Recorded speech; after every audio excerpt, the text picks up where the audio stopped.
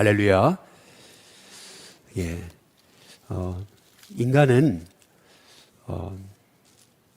결국 칭찬과 격려를 통해서 세워지는 것 같습니다. 책망을 통해서 세워지는 것처럼 보여도 책망을 통해서는 사람의 마음이 이렇게 흐트러지죠. 그러나 결국 사람을 세우는 그 힘은 격려와 칭찬에 있는 것이 아닌가라는 그런 생각을 갖습니다. 보통 이런 얘기를 하잖아요. 책망 한 번을 하면 칭찬 10번을 하라고 말이죠. 우리가 칭찬을 10번을 해야 되는데 오히려 책망을 10번을 하고 칭찬은 한 번 할까도 말까. 이제 그러니까 이제 사람이 세워지지를 않는 것 같습니다. 우리 눈에는 좀 부족해 보여도 책망보다는 결국 사람을 세우는 것은 격려와 칭찬이 아닐까라고 하는 그런 생각을 갖습니다. 새싹도 막 바람을 불게 하면은 이게 못 자라죠. 결국에는 해를 비춰주고 그리고 물을 줘야 계속 격려하고 칭찬해야 그 새싹이 결국 자랄 수밖에 없는 거죠. 그런 의미에서 우리 일신교회가 책망보다는 칭찬이 더욱 많아질 수 있도록 기도하는 저와 여러분이 될 수 있기를 주님의 이름으로 축복합니다. 오늘 우리가 고린도전서를 통해서 또 고린도 교회의 문제를 살펴볼 건데, 실은 이 고린도 교회에 너무나 많은 문제들이 있었잖아요. 계속 그 문제에 대한 그 해결책을 지금 사도 바울이 제시하고 있는 거잖아요. 그런데도 우리가 어제 함께 살펴본 말씀 고린도전서 11장 2절에 보면 끝에 너희를 칭찬하노라 이제 이렇게 이제 말하거든요. 고린도 교회 안에 혼란과 무질서가 있었는데도 사도 바울은 칭찬한다. 그러니까 칭찬부터 하고 그리고 나서 잘못된 거 시정해 가고 있습니다. 이게 바울의 방법이었어요. 고린도전서 1장 8절에도 보시면은 주께서 너희를 우리 주 예수 그리스도의 날에 책망할 것이 없는 자로 끝까지 견고하게 하시리라. 책망할 것이 없는 자로 결국 세워가실 것이다.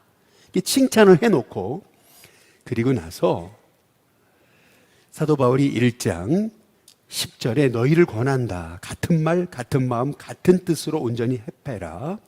그리고 나서 11절에 너희 가운데 분쟁이 있다는 거다.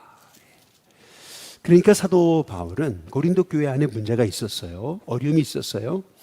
그런데 그 문제를 해결함에 있어서 책망부터 하고 그리고 칭찬하는 게 아니고 칭찬부터 하고 책망을 또 권면을 하고 있어요. 그렇다고 해서 아예 책망이 필요 없다는 말씀은 아니에요. 때로는 권고가 필요한 거죠. 그런데 바울의 방법은 분명히 너희를 그리스도 예수의 날에 책망할 것이 없는 자로 견고케 하실 것이다. 이게 사도 바울의 믿음인 거거든요. 결국 그 믿음대로 이 고린도 교회는 그 많은 혼란을 결국에는 이기고 온전히 그리스도의 몸으로 세워지게 된 줄로 믿습니다. 그런데 오늘 우리 고린도전서 11장에 17절에 한번 보시면은 이게 바울의 패턴이었어요. 칭찬하고 또 세워가고. 그런데 17절에 보시면은 내가 명하는 이 일에 너희를 그 다음 뭐라고 말해요? 칭찬하지 않는다. 네. 계속 칭찬을 통해서 세워갔던 이 사도 바울이 칭찬하지 않는다. 그리고 또 22절에 보면은 이것으로 칭찬하지 않노라. 이렇게 말씀하고 있습니다. 내가 명하는 이 일에 너희를 칭찬하지 않는다. 칭찬하지 않노라. 이게 바울이 2번이나 칭찬하지 않는다. 아주 단호한 어조입니다. 굉장히 단호하게 여지껏 바울이 보여준 이 고린도 이 전서를 써온 패턴과는 완전히 다른 패턴입니다. 처음부터 단도직입적으로 내가 명하는 이 일에 대해서만큼은 너희들을 칭찬하지 않는다. 근데 그 이유가 뭘까요? 17절에 보니까 이는 너희의 모임이 유익이 못되고 도리어 어떻게 했다고요? 해롭기 때문이다. 너희가 모이는 것 자체가 해롭다. 18절에 보니까 먼저 너희가 교회에 모일 때에 너희 중에 뭐가 있어요? 분쟁이 있다함을 듣고 어느 정도 믿거니와. 19절 너희 중에 파당이 있어야 너희 중에 옳다 인정함을 받는 자들이 나타나게 되리라. 사도 바울이 지금 고린도 교회를 칭찬하지 않는 이유, 그 모임이 해롭기 때문에. 왜 해롭냐? 분쟁이 있어요. 그러다 보니까 다 파당이 있어야 인정받는 거예요. 어느 파가 있어야 그래야 인정받는 너희의 이 모임 오히려 해롭다. 이 사도 바울은 이제 말하고 있는 겁니다. 그런데 이 고린도 교회에 이 공동체의 문제가 이제 폭발한 아주 그 자리가 어디냐면은 뜻밖에도 성만찬의 자리였던 거예요. 성만찬. 주님이 제정하신 그 성만찬에서 이 고린도 교회 안에 있던 문제가 다 드러난 거예요. 여러분, 왜 우리가 성찬식이라고도 부르지만 왜 성만찬이라고 부를까요? 보통 어떤 교회는 오전 11시에 대예배 때 성찬식을 하는 교회가 있는데 그런 교회도 성찬식이라고 안 그러고 성만찬이라 그래요. 그러면 틀린 얘기잖아요. 만찬이 뭡니까? 저녁에 먹는 음식이잖아요. 근데 만찬이라 그러거든요. 영어 성경에도 성만찬을 롤드 서퍼라 그럽니다. 주님의 저녁 식사. 이것이 성만찬입니다. 그럼 왜 만찬이라 그랬나? 여러분 좀 이해할 필요가 있습니다. 왜 성찬식이라고 그러지만 그냥 고유명사로 성만찬이라고 불리우는 건가? 여러분 그 예수님 시절에 사람들이 아침에는 간단한 빵에다가 이제 포도주를 찍어가지고 그렇게 아침을 먹었어요. 그리고 점심은 나가서 일하다 보니까 그냥 끼니를 그냥 때우는 정도였어요. 그리고 배불리 먹는 음식, 그건 저녁인 거예요. 저녁. 그래서 이 저녁에 먹는 음식은 간단한 스낵이 아니고 쉽게 말하면 디너, 정찬이었던 거죠. 그러니까 아주 근사하게 차려놓고 먹는 음식. 이제 그거를 만찬이다. 만찬을 베풀었다. 그렇죠? 만찬. 그래서 이 성만찬이라는 개념은 뭐냐면은 간단히 그냥 빵하고 포도주만 놔두고 그냥 간단히 조금 그냥 허기진 거 채우는 게 이게 만찬이 아니에요. 성만찬은 뭐냐면은요. 예수님 당시에 이제 성만찬은 뭐냐면 원래는 사람들이요. 자기 먹을 것을 다 이제 집에서 가져와요. 그래서 그 가져온 거를 서로 쫙 펼쳐놓고 서로 나누어 먹는 거.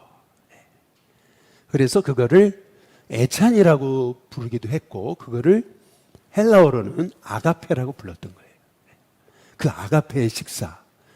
여러분 그것이 예수님 이 사도 바울 당시에 이 주의 만찬의 개념이에요. 그야말로 근사하게 차려놓고 먹는 음식. 그게 만찬이었습니다. 그런데 성도들이 모여서 이제 성만찬을 이제 해야 되는 건데, 뭐 교회에도 그렇잖아요. 고린도 교회에도 잘 사는 사람이 있었고, 또 어렵게 못 사는 사람들이 있었어요. 잘 사는 사람들은 음식을 마음껏 가져오죠. 근데 못 사는 사람들은 뭐 가져오더라도 조금 아니면 못 가져오는 사람들이 많았어요. 특히 고린도 교회 안에 초대교회에는 노예가 많았거든요. 이 사람들은요, 하루 종일 배고팠는데 또 자기가 가져올 음식도 없는 거예요. 근데 교회에 와서 보니까 가진 사람들끼리 또 부자들끼리 또 뭐 바울파끼리 아볼로파끼리 서로 끼리끼리 가져온 거를 다 먼저 먹어버리는 거예요. 이제 그러다 보니까 가난한 자들 그런 사람들이 와서 벌써 이 사람들은 먹고서 취해 있거든요. 배불리 취해 있어요. 그런데 가난한 자들은 와서 먹을 게 없는 거죠. 그래서 사도 바울이 말하는 거예요. 20절에 한번 보시면 그런즉 너희가 함께 모여서 주의 만찬을 먹을 수 없으니 21절 이는 먹을 때 각각 자기의 만찬을 먼저 갖다 먹으므로 어떤 사람은 시장하고 어떤 사람은 너무 배고픈데 어떤 사람은 너무 배불리 먹어서 벌써 취해 있어요. 22절에 너희가 먹고 마실 집이 없냐. 그러면서 바울이 뭐라 그랬냐면 너희가 하나님의 교회를 없인 여기는 거냐. 빈궁한 자들을 부끄럽게 하느냐. 내가 너희에게 무슨 말을 하랴. 너희를 칭찬해야겠느냐. 나는 이것으로 칭찬하지 않노라. 사도 바울이 말하고 있는 거죠. 지금 이 고린도 교회 안에 있는 이 모습을 나는 절대 칭찬할 수 없다는 겁니다. 이 부분만큼은 칭찬할 수 없다. 주님이 얼마나 안타까워하실 건가. 그래서 바울이 드디어 이제 여러분 사도 바울의 말씀을 잘 보시면은 바울이 예수님의 말씀을 직접 인용한 말씀은 여기 하나뿐입니다. 사도행전 누가가 쓴 거잖아요. 누가가 예수님의 말씀을 직접 인용한 거고 여기 고린도전서는 바울이 쓴 거잖아요. 근데 바울이 쓴 서신에서 예수님의 말씀을 직접 인용한 부분이 여기 하나뿐이에요. 그게 뭐냐면은 바로 성만찬이죠. 한번 23절에 보시면 내가 너희에게 전한 것은 주께서 받은 것이니 곧 주 예수께서 잡히시던 밤에 떡을 가지사 축사하시고 떼어 이르시되 그 다음 같이 한번 읽어보겠습니다. 같이 읽습니다. 시작. 이것은 너희를 위하는 내 몸이니 이것을 행하여 나를 기념하라 하시고 바로 이 부분이 예수님 직접 하신 말씀인 거예요. 그리고 식후에 또한 그와 같이 잔을 가지시고 이르시되 그 다음 또 읽어보겠습니다. 같이 읽습니다. 시작. 이 잔은 내 피로 세운 새 언약이니 이것을 행하여 마실 때마다 나를 기념하라 하셨으니. 사도 바울이 지금 고린도 교회 성도들에게 예수님이 직접 하신 말씀을 인용하면서 이 몸은 내 몸이다. 이 피는 내 피다. 예수님이 하신 말씀을 인용하는 거예요. 그러면 성만찬을 주신 목적, 그것은 뭐냐면은 26절 나와 있죠. 같이 한번 읽어보겠습니다. 같이 읽습니다. 너희가 이 떡을 먹으며 이 잔을 마실 때마다 주의 죽으심을 그가 오실 때까지 전하는 것이니라. 바로 떡을 먹고 피를 마시면서 교회는 한 몸이 돼서 바로 우리의 몸의 머리 대신 예수님을 전하는 것.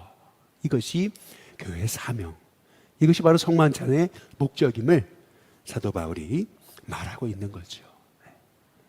그런데 그 성만찬이 오히려 그리스도의 몸이 하나 돼서 주 예수님을 전해야 되는 그 몸이 사도 바울이 봤을 때는 이게 다 찢겨진 거예요.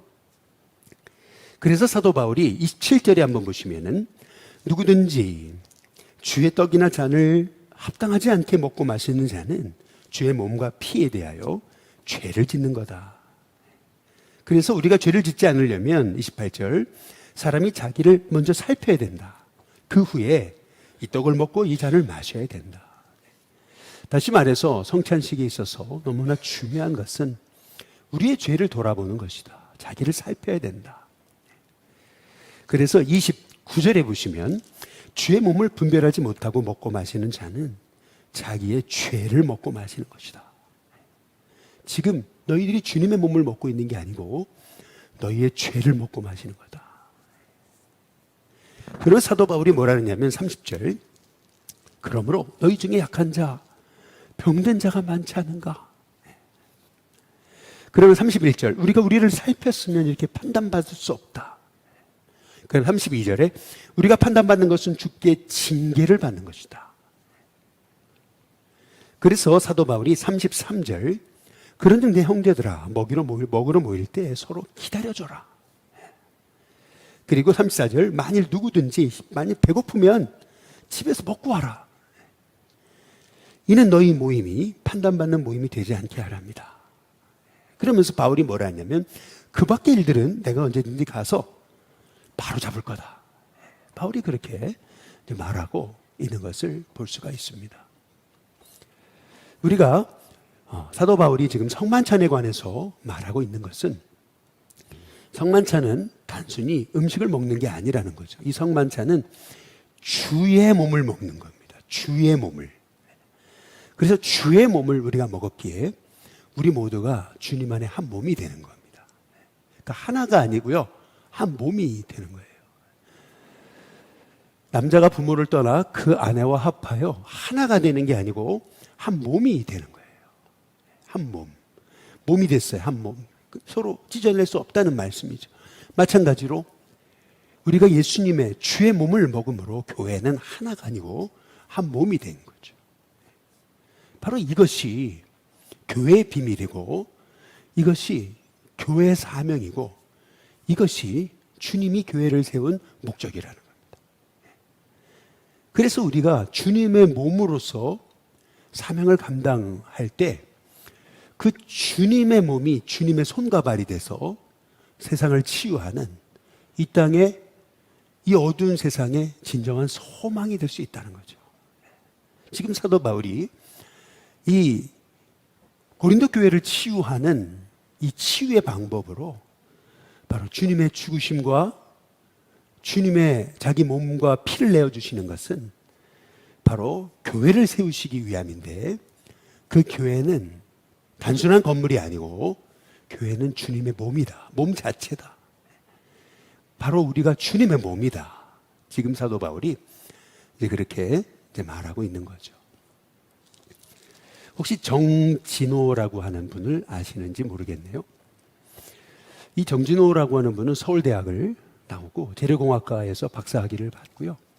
미국의 MIT를 건너가서 박사후 과정을 하다가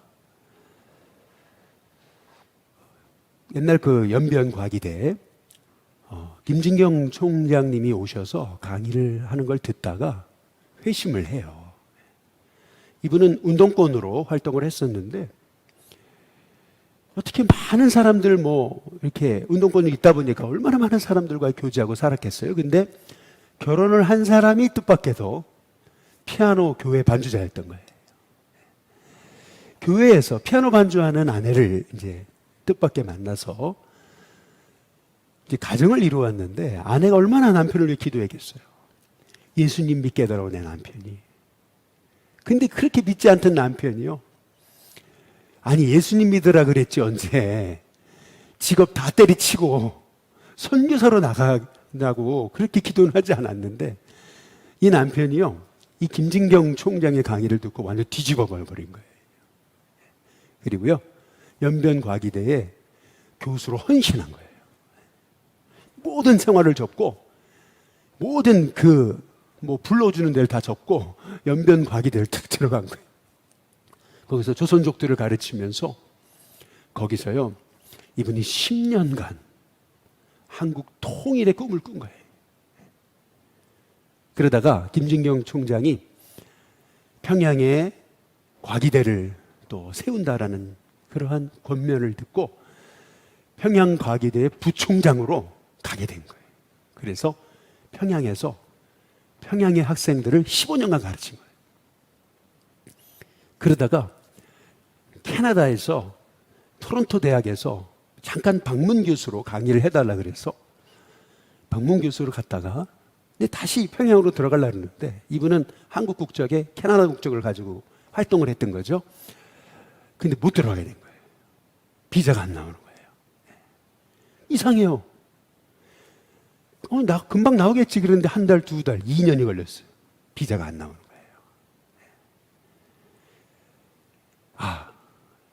하나님 길을 막으시는 것은 분명 하나님 계획이 있을 거다. 그래서 캐나다의 대학에서 파묻혀 살면서 한국 근대 역사에 대해서 아주 깊이 연구하기 시작한 거예요. 그러면서요, 이분이 이 한국 사회가 정말 세상의 소망이 되는 꿈을 꾸고 있던 그러한 시기에 갑자기 그냥 느닷없이 캐나다에 있던 한 교회에서 10주간 통일에 대한 강의를 해달라라는 부탁을 받고 그렇잖아요. 지금 아무 일도 하고 있지 않은데 그래서 얼떨결에 가가지고 통일에 대한 강의를 10주를 하게 된 거죠. 그런데 이분이 첫 강의를 마치고 이분이 너무 충격을 받은 거예요. 그게 뭐냐면 통일에 대한 10주 강의를 하다 보려면은 한국 근대사에 대해서 얘기를 해야 되잖아요. 근대사에 대해서 이제 얘기를 한 거죠. 그런데 딱 강의가 끝났는데요. 질문해 보시라 그랬더니요. 막 질문이 쏟아지기 시작하는데 그때 한순간에 이 교회거든요. 교회. 근데 교회 안에 성도들이요. 딱 둘로 나뉘더래요. 우파 좌파로 나뉘어가지고요. 딱 나뉘더니요. 막 서로 삿대질을 하고 막 난리가 났대. 이분이요. 너무 충격을 받은 거예요. 아, 이게 남북의 통일 이전에 지금 이 민족, 이 이민사회조차도 이렇게 서로 같은 민족끼리 나누어져 있는 마음이 이것부터 치유돼야 이 나라가 진짜 통일이 되겠구나. 이게 내 사명이구나. 이제 깨닫고요. 정말 마음이 힘들고 어려웠지만은 하나님, 우리 이 한국 이 이민사회에조차 있는 이 분열의 영이 치유되게 해달라. 하나님, 정말 우리의 마음이 하나가 되게 해달라. 내 기도의 마음을 갖고 이분이요 10주간 강의를 끝낸 거예요. 근데 강의가 끝나던 그 10주째 그렇게 막 서로 삿대질을 하고 막 그랬던 그 같은 교회 교인들이 그 10주가 강의가 끝날 때요 서로 부둥켜 안고 서로 울면서 내가 속고 살았다고 그러면서 서로 화해하고 그러면서요 이 민족의 아픔이 우리가 분열하기 좋아해가지고 이 민족이 이렇게 분열의 영이 가득한 것이 아니고 수많은 열강들 속에서 고통당하면서 그런 그 역사의 그 내용들을 알아가면서 눈이 떠지고 그러면서 이 민족을 하나님 왜 택하셨는가? 여러분 이 민족이 하나 되기만 해도 이 세상 열방의 소망이 되는 놀라운 하나님의 꿈으로 하나님의 비전으로 정말 그 작고 작은 이 한국 땅을 택하셔서 하나님이 놀라운 그 계획을 갖고 계시다는 것이 이분들 눈에 보여지고 깨달아지고 알아지면서 이분들이 서로 부둥켜 안고 내가 잘못했다고 그러면서 서로 그렇게 하나 되는 역사를 보게 되면서 이분이 그래 이게 내 사명이구나 깨닫게 되고 이제 그렇게 꿈을 꾸게 됐다는 거죠. 여러분 교회는요 주님의 몸입니다. 주님의 몸이에요. 우리가 주님의 몸이라고 하는 그 비전만 갖고 있어도 하나님 이 세상의 소망이 됩니다. 특히 한국교회는 하나님이요 많고 많은 나라 중에서 많고 많은 교회 중에서 하나님의 뜻을 이루고자 세운 이 마지막 시대의 소망이라고 저는 믿습니다.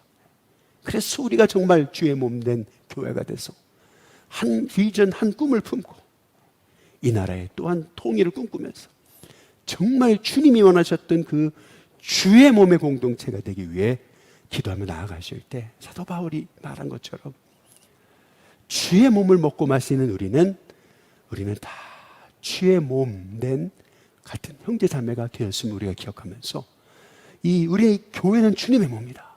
여러분 이 비전을 갖고 정말 함께 기도하면서 하나님의 뜻을 이루는 손과 발이 되는 저와 여러분이 될 수 있기를 주님의 이름으로 축복합니다.